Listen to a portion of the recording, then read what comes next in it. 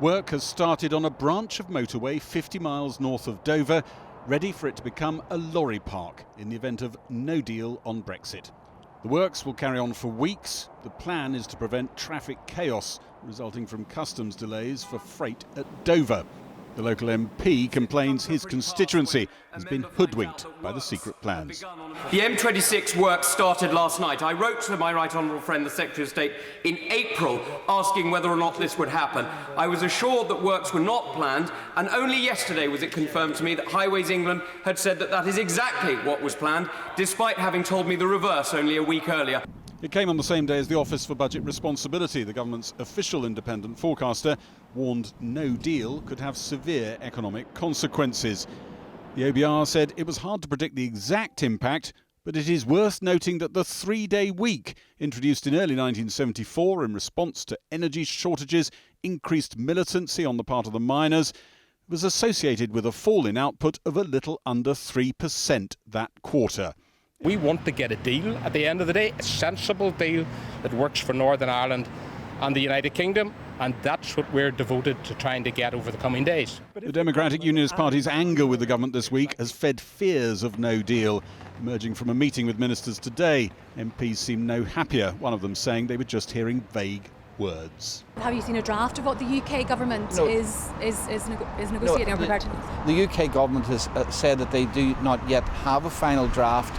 We know the areas with which they're talking to the EU about, and those areas give us concern because it appears that the UK government has accepted the EU narrative that only by having Northern Ireland separate can any Brexit deal work. Some cabinet ministers have been in number 10 this afternoon. This was expected to be a moment for the Prime Minister to tie down their support for her plan. Some pro-Remainers are using this moment to try to harness support for the cause of a second referendum on EU membership. If she actually decided that in the event of this being paralysed in Parliament, she was going to put it back to the people, then I think one other thing would happen which would be really interesting. I think if she did that, in my view, Europe would step forward and would be prepared to negotiate a much more attractive offer for Britain staying. The plan Theresa May wants backing for would see the UK stay in a customs union arrangement with the EU until the EU is happy with the replacement plan. Some Brexiteers worry that would leave the International Trade Secretary with little to do.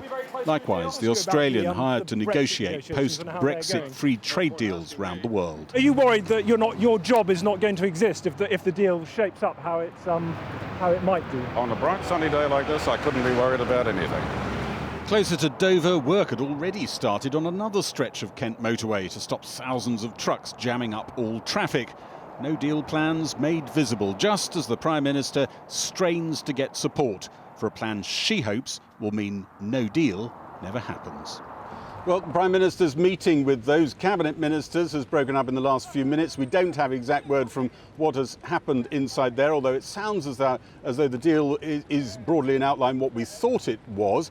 The development that has popped up over the course of the afternoon, though, is a pretty senior number 10 source, none other than the Prime Minister herself, telling two Northern Ireland journalists who were in Downing Street for a reception that it is just possible that the plan that had been emerging to shake next week with the EU 27 on the terms of Britain's Brexit and shake in November, it was hoped, on the outline declaration of the future relationship, that whole timetable might have slipped, and that the summit next week will now not be the critical moment when the Brexit deal is agreed. Now, it sounds as though if that is happening, and this could be a little bit of position, we can't be entirely sure, but if that is happening, it's probably happening because of the DUP stamping their feet.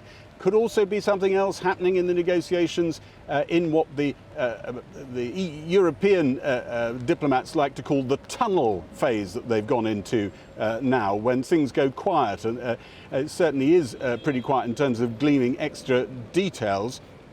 That tunnel could be a little bit longer than we expected. But what we are hearing, as you were saying in your introduction, is that the DUP's Arlene Foster is saying she will not put up with the terms as she understands them to be at the moment for Northern Ireland. She does not consider it to be the best of both worlds, but the worst of one world.